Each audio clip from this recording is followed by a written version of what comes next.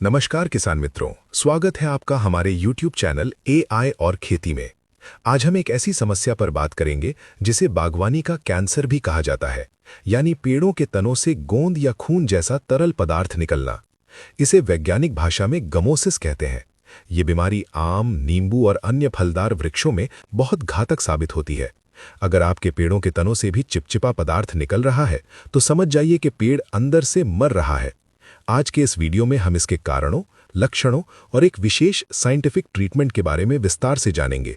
आगे बढ़ने से पहले चैनल को सब्सक्राइब करें और बेल आइकन दबाना ना भूलें। किसान भाइयों, आखिर ये समस्या होती क्यों है? इसके पीछे दो मुख्य कारण हैं।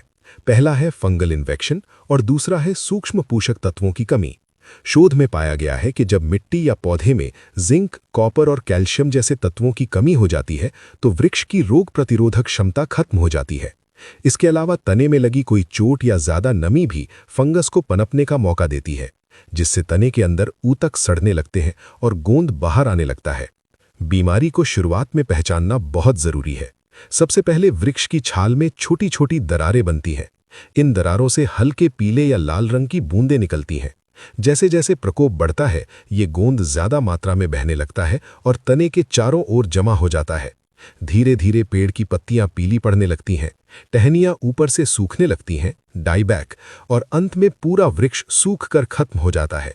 यदि आपको अपने बाग में एक भी पेड़ पर ऐसा दिखे, तो तुरंत सतर्क हो जाइए। उपचार के लिए हम कॉपर सल्फेट और जिंक सल्फेट का प्रयोग करेंगे, लेकिन याद रहे, इसकी मात्रा पेड़ की उम्र पर निर्भर करती है। हमने 2 वर्ष से लेकर 10 वर्ष तक के पौधों के लिए एक चार्ट तैयार किया है। छोटे पौधे 2 से 3 वर्ष, वयस्क पेड़ 8 से 10 वर्ष। यहां मात्रा बहुत कम रखनी है। वयस्क पेड़, यहां हमें जिंक और कॉपर सल्फेट की उचित खुराक देनी होगी। आप इस वीडियो को पॉज करके इस टेबल का स्क्रीनशॉट ले सकते हैं, ताकि आपके पास सही जानकारी रहे। इसे तनी के चारों ओर मिट्टी में मिलाकर हल्की सिंचाई करनी चाहिए। मिट्टी में उपचार के साथ साथ पत्तियों पर स्प्रे करना भी उतना ही आवश्यक है। कॉपर एक बेहतरीन फंगिसाइड है। आपको कॉपर ऑक्सीक्लोराइड का 2.5 से 3 ग्राम प्रति लीटर पानी में घोल बनाकर हर 6 महीने में एक बार छिड़काव जरूर करना चाहिए।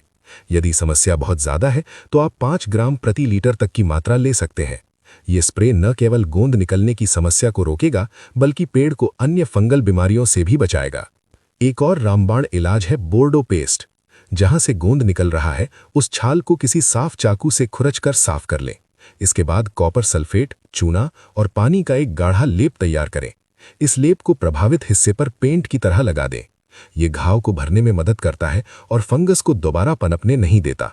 आप देखेंगे कि कुछ ही दिनों में तने से गोंद निकलना बंद हो जाएगा और पेड़ की नई पत्तियों में चमक आने लगेगी। उपचार करते समय कुछ बातें ध्यान रखें।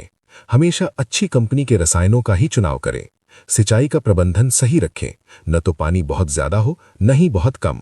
बाग में जल निकासी की अच्छी व्यवस्था होनी चाहिए, क्योंकि जल जमाव ही फंगस का मुख्य कारण बनता है।